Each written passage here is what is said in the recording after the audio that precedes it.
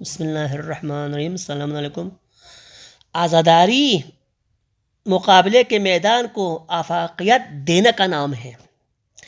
آزاداری روز عاشورہ کو اس دن تک طویل دینے کا نام ہے جب پوری کائنات پر حق کا غلبہ ہو. پوری کائنات پر حق کا غلبہ ہو. آزاداری ایک ایسی فکری، ثقافتی اور سیاسی میراث ہے. اس جملے پر غور کریں. آزاداری ایک ایسی فکری، ثقافتی اور سیاسی میراث ہے جس سے تمام عالم انسانیت کو فیضیاب ہونا چاہیے. آزاداری دین میں داخل کیے جانے والے انحراف اور خرافات کے خلاف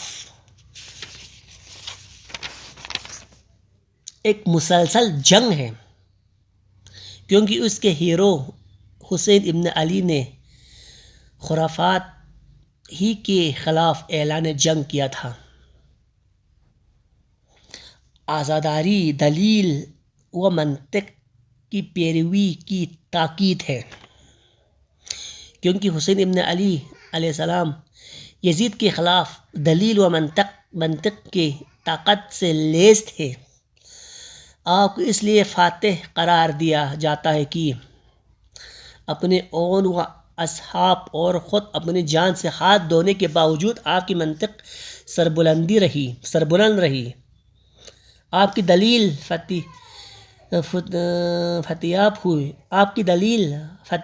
ہوئی. لہذا آج بھی آزاداری کو آیات قرآن پر مبنی ہونا چاہیے اور آزاداری کے ذریعے دین کو انحرافات سے پاک کرنا چاہیے. Like subscribe my channel.